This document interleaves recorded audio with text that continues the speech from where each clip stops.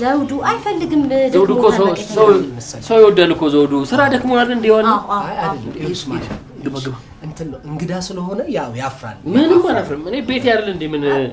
ቤተሰቦች ያርላችሁ እንዴ ማርቲ ትንሽ በቃ ጥሩ አያስተኛኝም ትንሽ ቶሎ ላጫውተውና ቶሎ ፈጠን ያለ አጫውቸው ቶሎ መጣለሁ ደክሞኛል ተኛበት ዘውዱ